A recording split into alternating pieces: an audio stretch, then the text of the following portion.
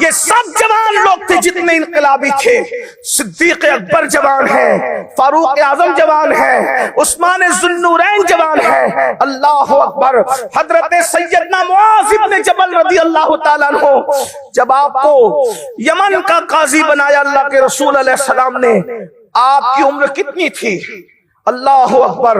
ابھی جوانی کی منزلوں میں آپ نے قدم رکھا تھا اور یمن کے قاضی بنا دیے گئے تھے. آپ کا وصال ہوا ہے 32-35 سال کی عمر میں, اور یمن کے قاضی بنے تھے تو اس وقت آپ کی عمر کیا ہوگی؟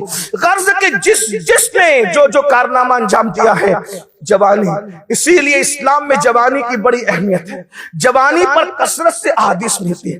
بوڑھے حضرات سے معافی چاہتی ہوں, بوڑھوں کے لیے بھی بہت حدیثیں ہیں, لیکن چونکہ اس وقت میں نے پہلے ہی عرض کیا کہ قاری صاحب قبلہ نے مجھے فرمایا کہ جوانی پہ بولنا ہے, تو عنوان جوانی ہے, اس لیے بڑھاپے کی کوئی توہین نہیں ہو رہی ہے.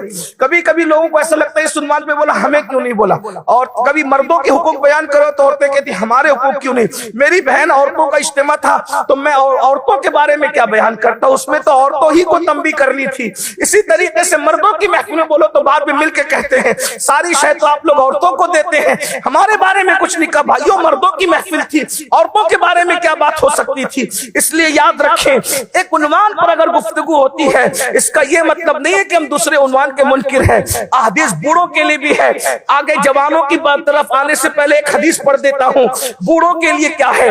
جوان اپنی مغفرت کی دعا کرتے ہیں. سن لے ذرا, اب حدیث سن لے. بوڑھے حضرات بھی, جوان اپنی مغفرت کے لیے دعا کرتے ہیں. بوڑھے وہ ہیں جن کی مغفرت کی دعا مصطفیٰ جان رحمت خود فرماتے ہیں, اور کس شان سے کرتے ہیں اس کو بھی سن لے.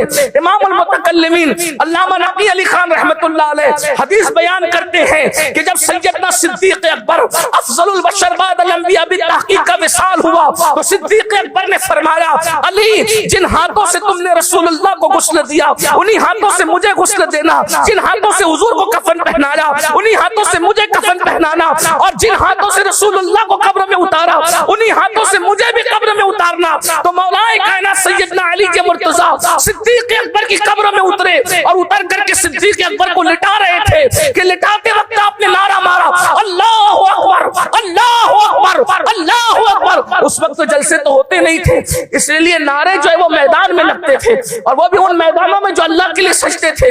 کسی نے کہا علی یہ نعرہ لگانے کی جگہ کیا ہے؟ آپ صدیق اکبر کو قبر میں اتارے نعرہ, کہا جو میں دیکھتا ہوں وہ تم نہیں دیکھتے. جب میں ابو بکر کو قبر میں اتار رہا تھا تو حضور قبر انور میں تشریف لائے اور ہاتھ اٹھا کر یوں عرض کرنے لگے, اے اللہ میرے ابو بکر کے صدقے میں میری امت کے بوڑھوں کی مغفرت فرما دے.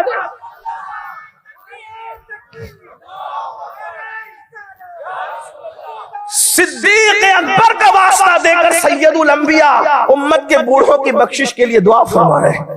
تو بوڑھے حضرات مایوس نہ ہو, جو بھی بوڑھے ہیں اپنے آپ کو بوڑھا سمجھتے. ویسے تو ہمارا نظریہ تو یہ ہے, حضور کے غلاموں کو بڑھاپا نہیں آتا. سچی بات, بال سفید ہونے سے کوئی بوڑھا نہیں ہوتا.